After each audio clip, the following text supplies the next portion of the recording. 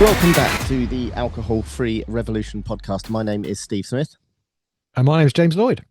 And we are both alcohol-free coaches, and this is one super special episode, and I am super excited. And James, I know you know why that is, right?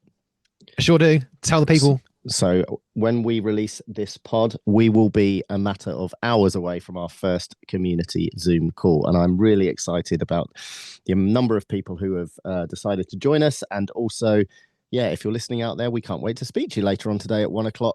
And we will also be having our second call this coming Friday. So I'm really excited about this to see where it goes. What about yourself?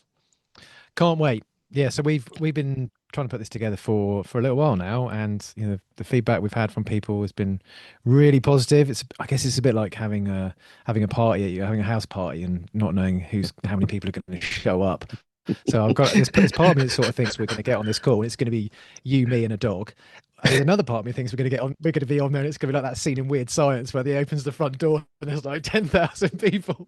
I don't think it's going to be that clearly, but I can't wait. So many people have said they're going to come, and I think because we meet people in isolation who are going alcohol free, and people just seem desperate to hook up with other people who are alcohol free, or people who are thinking about going alcohol free. It's a space for both. Very much for people who are on the fence and thinking, maybe I want to do that, maybe I don't. Maybe I've listened to the Alcohol-Free Revolution podcast for a little while and maybe want to dip my toe in a little bit. But yeah, also people who've been alcohol-free for a month, a day, a week, 10 years, however long. Let's come and chat about it. It's just going to be such a positive space. Can't wait. Exactly. I can't wait either. I was picturing that as well, like 10,000 people at your front door all carrying bags with alcohol-free beer in. But it's super exciting. I was thinking, do you know what? Just be the two of us and George the Tortoise following George the Tortoise, and week. I've got Olive in the background there as well, asleep. But do you know what? I was having an on about whether or not we should bring non-alcoholic drinks with us, but I guess for some people that can be a little bit jarring, can't it? So maybe we don't. Perhaps we just see what the vibe's like, and if that's something people want to do, and what have you brought this week, that kind of thing. But can't wait to get talking to a few people, and it's going to be joyous. It's going to be joyous. Speaking of joyous, before we do that, if anybody else wants to join us, then all you need to do is drop us a quick email to info@alcoholfreerevolution.co.uk. Pop the word interested in there. We will send you over a welcome email to welcome you to the community. You're free to join from there, and then it will be absolutely free until at least the new year. So yeah, please do drop us an email, and we'll be lovely to have you turn up at our front door with your carrier bag. If you're even having any thoughts about maybe doing dry January this year, then get involved now, because obviously as the weeks roll by, it's already almost December. We're going to be talking about Christmas, New Year, January, all those kind of things that are on people's minds. Offering tips and support, and what worked for us and what didn't, and all that kind of stuff. So if you're even thinking about doing something next year, don't think, well, I'll join in January. Join now. Come and get to know us now. Join. Come to the fun side of the island, as Andy Ramage always says. So that leads us very, very swiftly on to what we want to talk about this week. And whilst it might still only be the middle of November, it's been freezing cold for the last couple of days. So actually it has been feeling slightly more festive. And because we have an array of fantastic guests coming up over the next few weeks, we thought we'd have a chat about Christmas, albeit a little bit early. Yeah. Well, looking at the schedule, we've only got one more solo pod, just you and I, and that's going to be, I think, well, if we do one, that's going to be Christmas Eve based on a normal run rate. Actually, no, it'll be after Christmas in terms of when it goes out. It would go out on the 29th. So yeah, this literally could be the last one that we get to talk much about Christmas. But I'm sure we'll have plenty of conversation with some of the guests that we've got coming out on that topic. But yeah, so let's start off by talking about your experiences of Christmas, Steve. I know you're a family man. Tell me about Christmas and alcohol. What was it like when you were drinking, and what's it been like since? Yeah, so I mean, before going alcohol free, Christmas for me was, like most, I am sure, just an opportunity to drink as much as you could in a short period of time, really. And it starts from way before, right? With the Christmas party, and then it rolls into the festive season. And I guess, yeah, if I'm going way back in terms of working in hospitality, we were all in the same boat. So we would always, the Christmas party would be a massive affair. It would be a really, really boozy affair that often went on until the early hours of the morning. Um, yeah, and the amount of Christmas days as well that I can remember waking up absolutely hanging from being out drinking on Christmas Eve. And that did lead into the earlier parts of me being a dad. And I kind of that's one of the things I'm so grateful for now, that actually being a dad, having young children, and seeing them experience Christmas through clear eyes without being hungover from the night before is such a gift, Mhm. because Christmas is such a time for families, isn't it? And it is all about the kids. So that's huge for It's me. all So about it's kids. It's all it's. exactly. So yeah, it's changed so much over the years, but I think I look forward to Christmas more now. Um, but it's so different to what it used to be. It's so different, but I remember it so much more, and yeah, I just think I take more joy out of it, if I'm being really honest. I've had a few conversations over over the weeks with various people who've got kids in coaching, and I always ask them, how old are your kids? And particularly for people who've got kids between the age of about 5 and 15, Hmm. I always say to them, when you're 70 and you look back at your kid's childhood growing up, that kind of 10-year gap of Christmases, those are the real kind of rock solid gold moments. You remember Christmas when your kids were young. You really want to be, you want to have so much energy and you want to be part of that and the connection, but also you want to be able to remember it clearly, right? You're kind of thinking, Mm, I know it was good fun, but I can't remember anything because I started drinking at 9 a.m. and didn't stop until 2 o'clock in the morning, mm, because which is what's kind of, socially acceptable to do. mm, Yeah, sure, mimosas, 9 o'clock, and then just drink mm, all day. You mm. need it. Obviously, like I said, I don't have kids, so I don't have that memory. But a lot of my Christmases when I was in my 30s, I can't remember any of those because I was just annihilated. It is that Christmas morning. It's the one morning of the year where it's perfectly acceptable to pour a glass of champagne with your scrambled eggs at 8 o'clock in the morning, Mm. and go from there. But there's a staggering statistic, is actually coming back to being a dad, and I heard this last year, and I popped it up on my Instagram a couple of weeks ago. We spend 95% of our children's lives, of the time we spend with our children, is spent before they're 18 years of age. I thought you were going to say drunk then. Well, potentially, but 95% of their time you will spend with them in their lives is done before they're 18 years old. Yeah, that The kind of other, thing is yeah, which is very under just, your roof, right? well, exactly. But if all that time that you're spending with them, all those Christmases that you're spending with them, if you're then kind of numbing it, Yeah. what are you I suppose missing? the other, What are you missing I out suppose on? the other thing is once you've had them under your roof for 18 years, you can't wait to get shot of them. So no. Sorry, I'm being very cynical about kids here. But Yeah, yeah, just five get percent, out. Just go. 5% too much. Yeah. Um, But it's yeah, I just sort of think, if you've got kids, those days, those Christmas days, and you've only really got 10 of them, you don't mm, want to waste a minute. You mm, really don't want to waste a minute. mm, mm. But yeah, they are the day where we tend to drink the most and make Yeah, the biggest tit of ourselves possible. yeah, yeah. God knows how I did. And it's normally finished by 3 o'clock in the afternoon, right? Because you're just absolutely passed out on the sofa, Yeah, but that with a under a box of celebrations and a cheese board, and you're done by 3 o'clock in the afternoon, snoring in the corner. And yeah, it's weird, isn't it? Such a build up for Christmas, and I don't want to get all bar humbug, but there is such a build up for Christmas, and I think that's all in it. I think there's so much more about Christmas than the Christmas day. Christmas day is over in a blink, and it's over in a blink even quicker if you're drinking from the minute you get up. But it's the build up. It's the whole festive period from whatever it happens to be as a mm, dad, from the elf on the shelf that arrives in November, at the end of November, beginning of December, and kind of all of that lovely time on the way through to the actual day itself and into New Year. And New Year's another one, right? oh God. So have you got any so in Christmas past then, tell me about some of your stories of of debauchery when you were either at work, either maybe at Christmas parties or Christmas days, where you've done something like tell me some of the stories of where things have gone very wrong. Do you want me to go Nothing. first? Yeah, you go first. Whilst you're thinking about it, I asked because I've got one teed up. I can't remember It if I, sounds like I that was a shared. loaded question. Yeah. I can't remember if I shared this one on the pod before. I may have done, but I always remember there was one Christmas when I would have been about, I think probably 22, and I was living in Bournemouth at the time, and I wasn't, well, I was in a flat in Bournemouth with a friend, but my parents lived relatively close by, about sort of 10 miles away.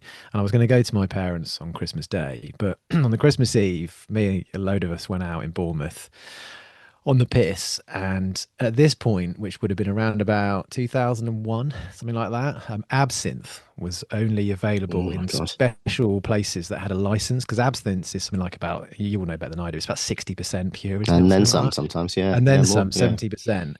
Mm. And yeah, we were out in a pub crawling Christmas Eve, and we happened to end up in one of these three bars in Bournemouth that, and I was like, oh my God, we're in that place that sells absinthe. We've got to get some absinthe. We've got to get some absinthe. Because I'd never tried it before. I was like, I was like pisshead at that point. And so I bought like 4 shots of absinthe. So I was like, who wants one of these? Who wants one of these? And like, no one was going to touch it. So I was left with these 4 shots of absinthe. And I was like, ugh. And I'm pretty sure it was like 60% or something like that. And I remember sort of my theory was, well, a normal shot's 40%. So it's only like the equivalent of a shot and a half, but it doesn't work that way. It absolutely No. doesn't work that way. So I had these 4 shots of absinthe, and the next thing I remember was waking up on the hall floor in my flat on Christmas Day, and it was 4 o'clock in the afternoon. I'd literally just gone in the front door the night before, collapsed in the hall. My flatmate had like come and gone in the morning, literally just walked over me and gone out to see his parents. And my parents had like left about 20 messages on the answer phone. Where are you? Oh And my I just God. woke up 4 o'clock in the afternoon, and my parents were just like, "You ever do that again?" My parents were just, they had no idea where I was. And I probably the worst hangover I'd ever had. It So was was that Christmas just, Day at four that o'clock? was on Christmas Day. I woke up on the Wow. floor four in the afternoon on Christmas Day, having it's supposed to be at my parents at like 10 a.m. No idea where I was. Yeah, Wow. That's absinthe for you. You didn't cut that's your ear off absinthe. because that's apparently what You're right. Yeah, yeah. Van Gogh cut his ear No, off on absinthe. no. Didn't he? I My mean, memory of absinthe in my bartending days is it's the one drink. I mean, there was a number of different drinks you'd potentially set a light to as part of a ritual when you were making a drink for someone. Absinthe was the only one where you didn't have to like hover the flame over it for a while to get it going. When you put the flame to it, it would literally it would jump and pop on like catch fire immediately. And it's yeah. I mean, and you're saying there you go into that bar and you're like, oh God, let's get some absinthe. It's like it's one stop away from lighter fuel. I mean, it really is. It Yeah, really yeah. is. It So really yeah, is. I mean, mine. I do have some memories of Christmas days, not quite as bad as that. I can't say I ever woke up at 4 o'clock in the afternoon on Christmas Day, but I do so remember days where the whole day was gone in terms of just feeling rotten. And I think Mm. uh, years gone by, Christmas Eve never used to seem to be the celebration, but I think towards the end, like in the last, I don't know how long it's been, but I'm obviously 4.5 years since I stopped drinking. But I think for the 5 years, the last 5 years that I was drinking, Christmas Eve seemed to become more of a drinking celebration down the pub. People used to go out and get, would It's your mates, so isn't yeah, it? It's Christmas Eve and Boxing Day are kind of for your yeah, mates, whereas Christmas yes, Day is for your family. yes, yeah, yeah, um, Um, I always used to yeah, find that Christmas Day, you always used to, before I got married, when I was 28, 29, when I got married, like every year, I'm an only child. Christmas always follows such exactly the same pattern year in, year out. And yeah, I remember just arriving at my parents on Christmas Eve and thinking, oh my God, I'm here for another 3 days. I know exactly what's going to happen. All the same things are going to go on. And it's just, as soon as you walk in, and dad's like, do you want a beer? And you're like, mm, oh. yeah. And I remember just one year, just feeling thoroughly depressed at the prospect of 3 days at home on my own with my parents. And it sounds terrible to say, but yeah, Well, some of the best Christmases we've had actually have been with friends. yeah, We've had 2 or 3 Christmases over the years with we spent Christmas Day with best friends, and it's just been amazing, mm, absolutely fantastic. mm, mm. Yeah, it's really interesting hearing you there talking about childhood at Christmas because my childhood around Christmas was always there was always booze. It was I think I said on one of our first ever podcasts, my dad had a real proper Del Boy style bar in the house. It had optics behind the bar, um, a copper top and built out of bricks. And Oh, it was, you know what? And we've always been, I'm not here to cutting to the chase. We had some amazing Christmases there. We had some amazing New Years. I remember that house ringing out with laughter and fun and everybody celebrating. I do remember it, and there's some really fond memories there. And there was many a fun time was had in that bar. But I do think it really kind of molded what Christmas would look like, and it sort of led into my teen years and beyond. And but it is, because Christmas is surrounded by alcohol, right? But I remember some of the parties in there with the neighbors and the drinking and everything else. It would be days and days and days. But yeah, I mean, it changes, right? Everything changes. I mean, what about this year? Where are you going this year? What's different for you this year? Have you got plans or?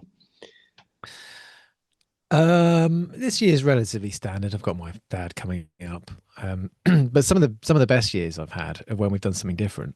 So my wife's from Pittsburgh, Pennsylvania, so we've been over there a few times. That's always really cool. And actually, the first year I went alcohol free, we were in Pittsburgh, and I thought that was going to be quite hard.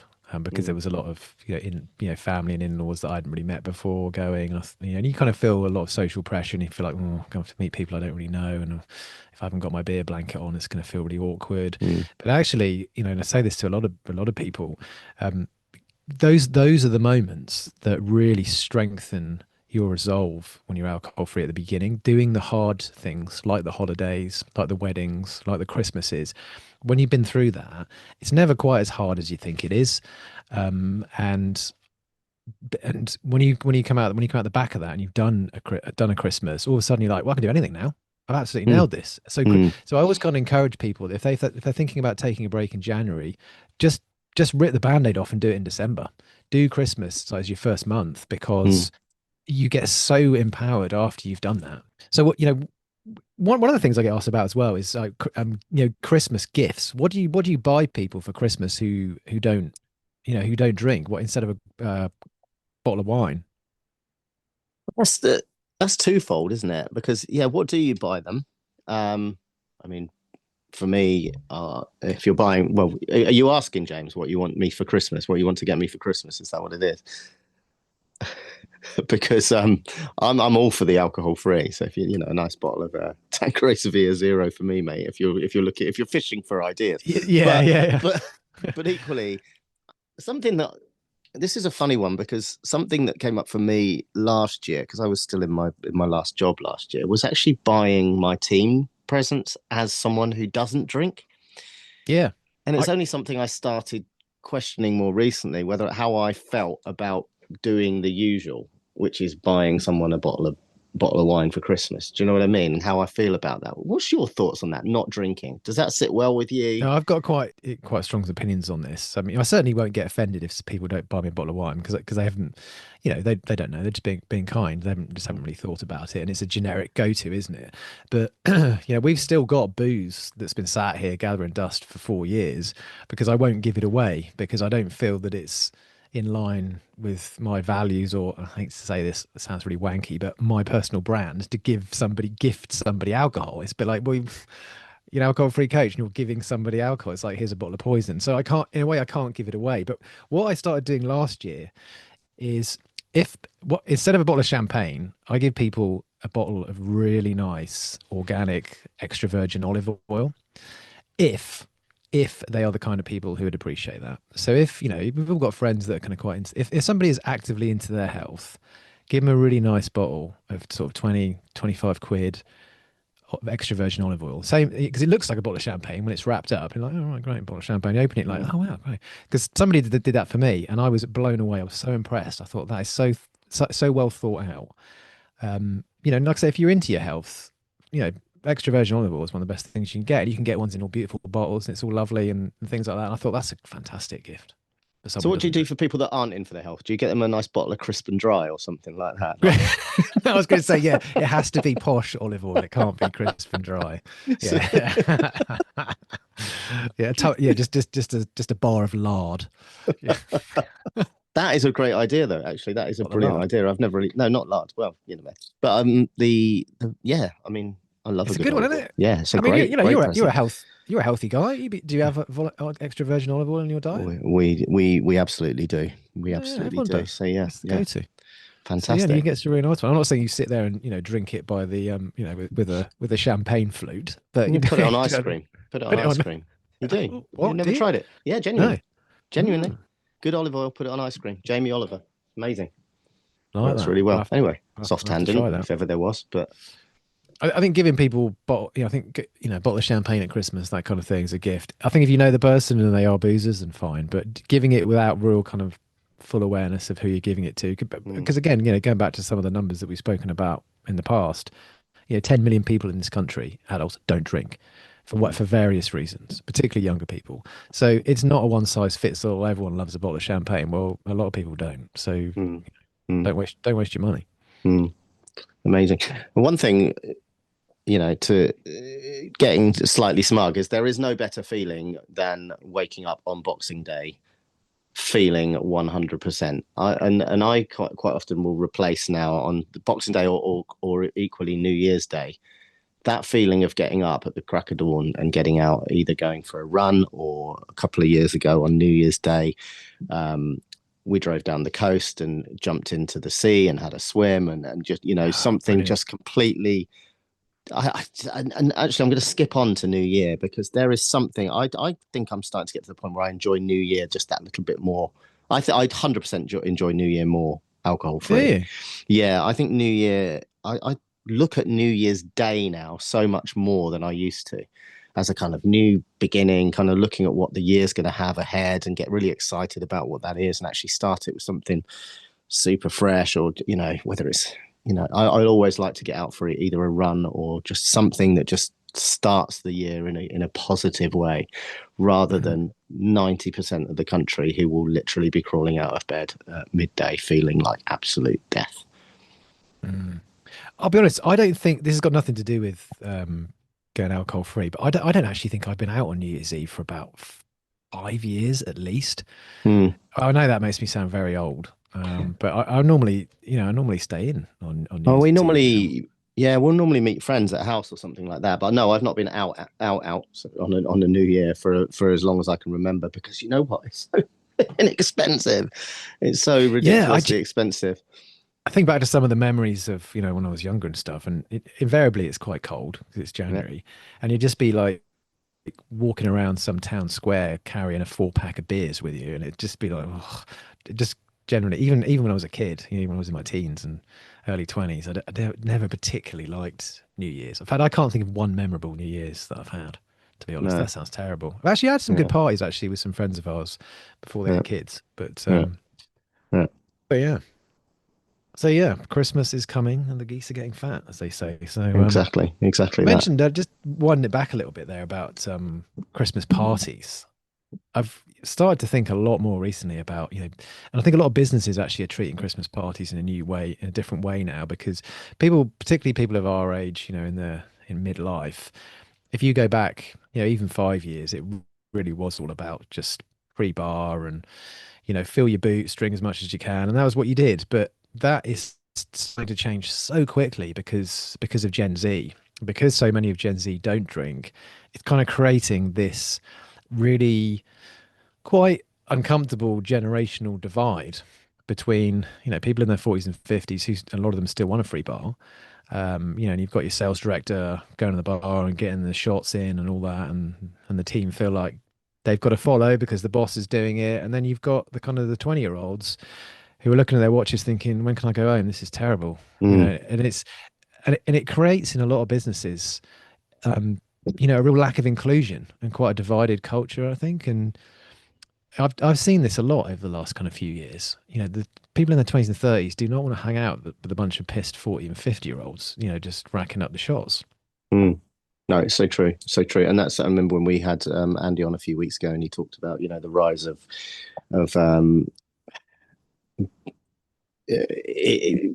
do's when I'm trying to look for the wording here, but functional bars when they've got something else going on, whether it happens to be paddle or ping pong or a bit of crazy golf or whatever it happens to be, to kind of break that up. And we're seeing a massive rise in that, and that just really demonstrates the shift of where it's going culturally. I think the boozy Christmas party to some degree is on its way out. Yeah, and I think nowadays as well, you can't really, the rules have changed in terms of what is acceptable in a corporate space, and you are inviting trouble when you're ploughing people with alcohol because it's not just the fact of it's not just the team getting together for a few drinks. You're saying to them, drink as much as you want, and you're giving people free license basically to drink more than they normally would, because if you say to people it's a free bar, they're like, "Well, I'll have two. Mm, I'll have more." mm, You're not when you're not paying for it and the company's paying for it. You're double parked the whole time, and you're yeah, drinking more, yeah, and that creates so many problems for HR. And I remember a few years ago, actually, a work Christmas party, a guy got fired after that because, the yeah, guy who didn't say boo to a goose the entire year, and then the Christmas party basically told the MD exactly what he thought of him and how he could run the company better, and he got fired. And yeah, those sort of stories are commonplace, but it does happen. It really does happen. It's a complete nightmare for businesses nowadays. yeah. And who's really at fault there at the end of the day? I Who's think it's a lack of awareness. I think it's a lack yeah, of awareness. It's a yeah, misunderstanding of what people want. Yeah, because the other thing is as well, if you my friend was talking about this the other day, is I know if you work in an office or if you work in a professional environment, it's completely changed. It's not acceptable to kind of take the piss out of people at work anymore, which actually makes for quite a sort of sterile. I hate to say it because it makes me sound a certain age, but it can make it a bit dull. You just can't take the piss out of people at work anymore. It's not, it's just. I'm never as a 50-year-old. I'm never quite sure. Can you say that now or not? You kind of feel like you mm, walk on eggshells a little mm, bit. mm, And, not, and that's probably mm, that's my failing. But I don't know what you could get away with a few years ago. You absolutely cannot now. And when you pour alcohol on top at a Christmas party, people lose their inhibitions a little bit, and oof, anything can happen. yeah, yeah. So, kind of flipping it around a little bit, James. Now that you've got 4.5 years under your belt, so you'd have done 4 Christmases alcohol free. What would you, looking back on your first alcohol free Christmas, and people who now are taking that plunge, as you said, just jump in now before Christmas? Why wait till the new year? What advice would you give going into Christmas alcohol free if this is your first time round? Well, I think first of all, you need to be prepared. You definitely don't want to just go into it and see what happens. You want to know, you want to think through how the day's going to go, where you're going to be, what's going to happen, and go through that in your head and have a plan for what you're going to do. And we've spoken a lot in the last few weeks about alcohol-free alternatives, and they can really play a part, I think, because just because you're not drinking, it doesn't mean you're not connected, doesn't mean you're not part of what's going on, doesn't mean you're not socializing. In a way, Christmas is kind of just like an extension of socializing alcohol free, which something that we talk about a lot. You can still go out, drink alcohol free alternatives, be part of what's going on, be connected with people, be more connected to people because you're your Mm, truth, you're your authentic self.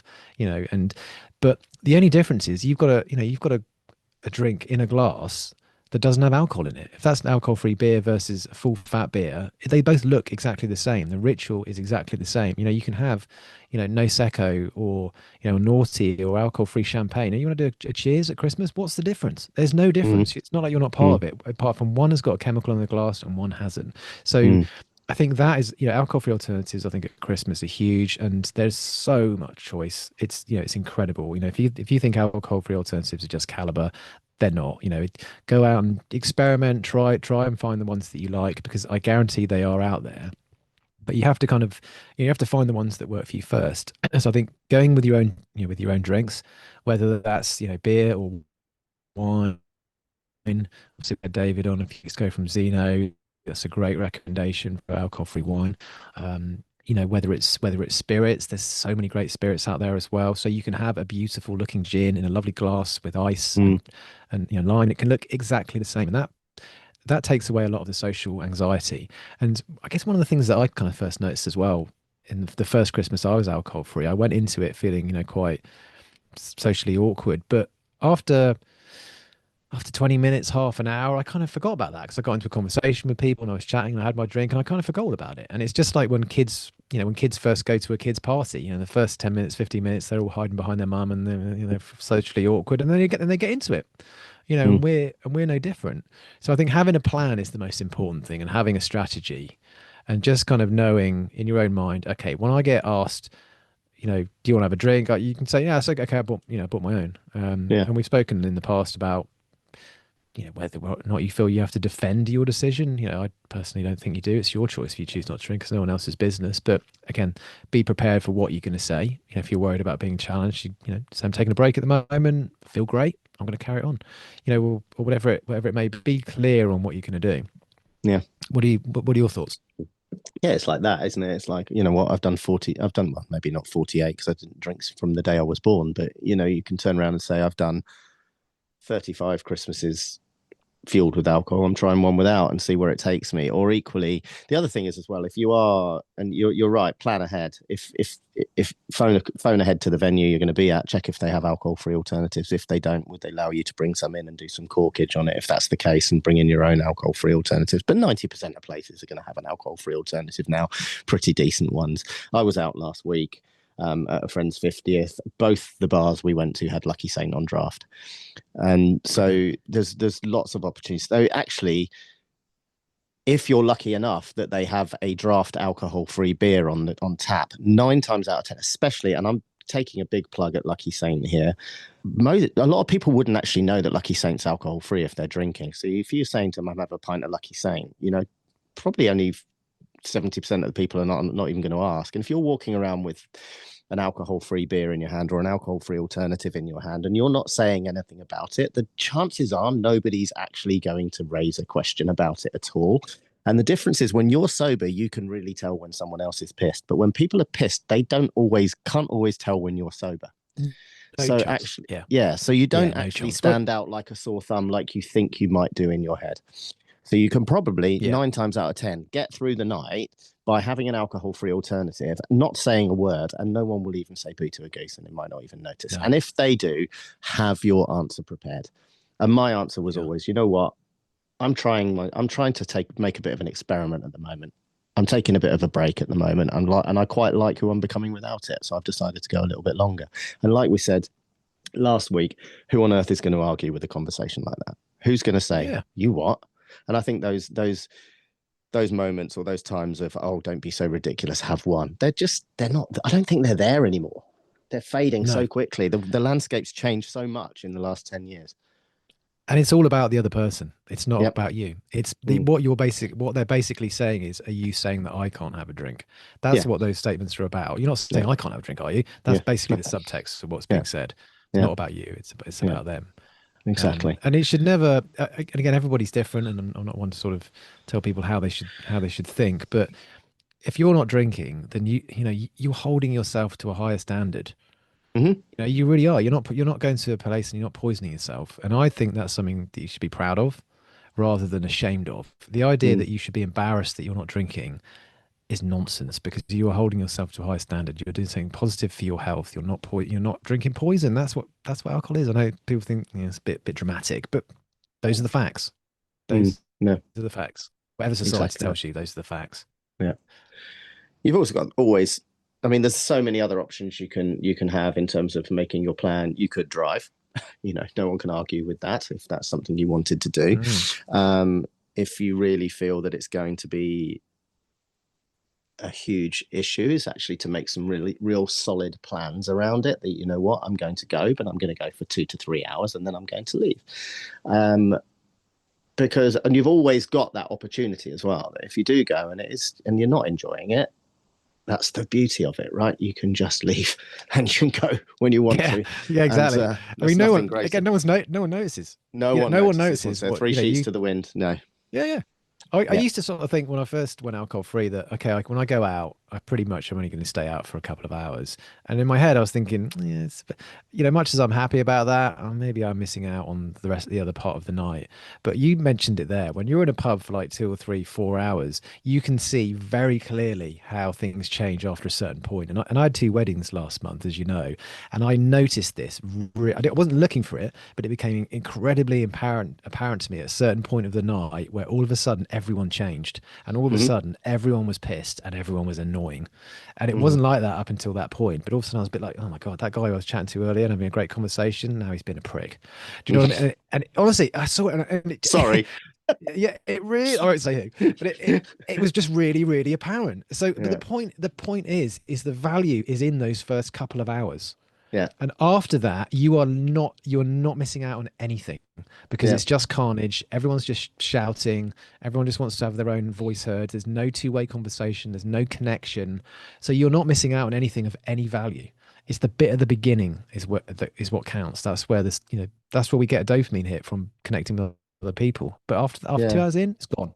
There's nothing I'm there. gonna, yeah, I'm gonna agree. I'm gonna totally agree with you there, but I'm also gonna counter with something else because that is so, so true when it's something like a Christmas party, when you're surrounded by people that you normally spend time in the office with or whatever it happens to be, you work with them and you don't normally socialize, or when you do, it's a few drinks after work. Absolutely. But I'm gonna go back to the conversation about my friend's 50th last week. This is a really good mate of mine. I've known him for, we were bartenders together, funnily enough.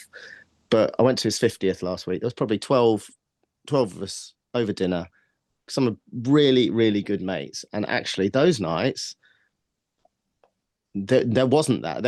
It was so much connection, and everybody else was drinking. But that's when you really, really notice who your true mates are. That you can actually still have that really great conversation. And actually, I didn't want to leave, and I ended up we ended up staying till about 1 o'clock in the morning. But that was then sticks as such a special evening. Do you know what I mean?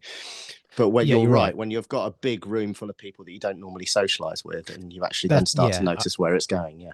Yeah, 100%. I probably should have. I didn't really mention that at the beginning, but the people you care about, the friends that you've had for a long time, alcohol doesn't make any difference whether it's Mm, whether they're drinking or they're not drinking or you're yeah. not drinking. Yeah, Yeah. because you've known them that long. I guess what I'm talking about is where it's like a work party and you don't really know Yeah. Yeah. people that Exactly. that well. If it's Yeah. my best mate still drinks, and doesn't make any difference whatsoever. We'll go out. Yeah. I'm seeing him this weekend. We'll go out all weekend. He'll drink. It doesn't bother Yeah. me in the Yeah. slightest. But if I was out with Yeah. somebody I didn't know, after they had about 5 or 6 pints, they'd be irritating me. Yeah. But Yeah. he obviously doesn't. I mean, I know he Yeah. listens to this. It's irritating, but not because of the alcohol. Well, at the time of recording, I am out with, well, with my brother, but with some of my nearest and dearest friends tomorrow evening, going up to London Palladium. 30 years on, we are going to see the Fast Show live. I don't know if you remember the Fast Oh, Show. oh, of course I do, It mate. Of course I formed my suits you, sir. it Suits you, sir. formed my Oh, childhood. Oh, yeah, it's um, awesome. we could do a whole series of Bob So Fleming on that. many quotes Um, in that. Where do we start? Nice. so we're yeah, so that's our evening tomorrow evening, and yeah, I'll be driving up and driving back and enjoying it every bit And as much driving as home for everybody else Christmas. that's Yeah, there. And there you go, exactly. That don't start. The minute I hear that song, I'm gonna joyous. gonna go into a corner. Driving So home for Christmas. Oh my God. Wow. yeah, so it's Well, coming look, up. I guess that it is. I think we will. I think yeah, this episode is going to go out on I think the 24th. I want to say 24th of November. We will definitely do another Christmas one before Christmas, and I'm sure with some of the guests we've got coming up, we're going to be talking Christmas too. But good to get this one, I think, in the can and talk about some of these preliminary things. But we definitely want to go deeper, and 100% we're going to talk about January, of course, Of course. because that's probably where a lot of people are going to be interested in. But yeah, community coming up. Come join us. If it's coming up to Christmas and you're not quite sure how you're going to handle it, come and get some support from people who are doing it, have done it, and yeah, it's going to be What powerful. what a run up to dry January that would give you. Oh yeah, An absolute run up to dry January. And I think kind of summarizing kind of what we've been discussing and is for me the best Christmases I've had, without a doubt, since I went alcohol free. mm. I enjoy Christmas more now, and I know that's looking from the outside in, that would be really hard to kind of understand. But I absolutely, hand on heart, genuinely enjoy Christmas way more than I ever used to when I was drinking. It's better. Absolutely. The memories are stronger. Everything about it is better, and I wouldn't change it for the world. So if you are considering it, don't let the festive season be something that puts you off No. starting into January. I genuinely would say that. I was thinking about, just before we go, I was thinking about it this morning actually when I was out having my walk, about, you know, doing 30 days, 60 days, 90 days. Every day does get easier. You know, the first month is quite hard because it does require a certain amount of effort, and you've Mm. got to unpick, habits that you've had for a long time. But if you think about it in terms of 6 months, you can be pretty much clear of alcohol and be on a completely new path, and you won't even think about it after 6 months. And if you're our age, right? If you're 50, I want to get to 100, right? I want to get to 100 years old. But Hmm. let's say I get to That's a lot 90. of podcasts, mate. I'm Yeah, not going to in a lie. roundabout kind of way. If you say right, you've got yeah, oh my God, you're sat here with massive, I was gonna say massive beards, but you've already got one. If you sort of think you've got 40 or 50 years left on this earth, 6 months spent getting alcohol out of your system, and resetting for the rest of your life, that's 1% of your life that you Hmm. dedicate to basically resetting how you see alcohol. And you can do it in 6 months easy. You can do it Yeah. in 2 months, 3 months, but it gets progressively easier. So Mm. investing in that now, if you're in your 40s, you've got another 50 years hopefully left of good health, particularly if you're not drinking, it's worth it. 1% of your time, it's worth 100% worth it. And the one, and the, you know what? And if you get to end of 3 months and it's not for you, which I've never seen, but if you get at No, the me end of neither. three months and it's not for you, fill your boots next Christmas. Yeah, I'm just going to add something to that because we talk a lot. We use the term take a break a lot. And for the benefit of the listeners, the reason we do that is because most people are scared off by the idea of going alcohol free. And I totally get that. They're like, well, no, I just want to get control back. I don't want to not drink ever again. And I totally get that. But the reality is, from our experience personally, and from people that we've coached, is that most people, when they get to 60 days, 90 days, they're just not interested in drinking anymore. So it's not, but if you say that to people in advance, okay, you're going to go alcohol free, they're like, "Oof, no, that's too much." But most people, when they get 60 days, 90 days in, they're like, why would I go back to it? It doesn't make any sense. Why would I? Mm. Mm. But it's experiencing that prolonged break that is so Mm. important, because if you were like us and you'd never taken more than a week off from alcohol in 30 years, you just don't have the data. You just Yeah. do not have the data of knowing what it's like after a prolonged break, because once you've got that data, it's an absolute no-brainer to carry on doing it. It makes no sense to go back to it. Yeah. I'm going to be super corny and say it's probably the best gift you could give yourself this Christmas. Genuinely. Yeah, yeah, yeah, 100%. 100%. 100%. Get Yeah, wow, Amazing. powerful Well, stuff. it's been awesome to catch up. Thanks for wearing your Christmas jumper. Not, and me neither. But okay. But yeah, it's been great to catch up. I'm off to buy my Christmas tree, and we will yeah, we've got some great guests coming up over the coming few weeks. Can't wait. Yeah. Yeah. And yeah, if you're not in the community today, this is going out on the Monday, which is the first day of the community. You can come and join us on Friday. It's gonna be 7:30 Yeah. on Friday night if you want into that one. Info at the alcoholfreerevolution.co.uk. Send us the word interested or anything else. Just tell us you're interested Yeah, yeah. in joining the community, and we will be in touch and we will see you on there. Awesome. Good stuff. All Merry right, mate. Have a Christmas. great week. Speak to you soon. See you later. Merry Cheers. Christmas, you dear filthy animal.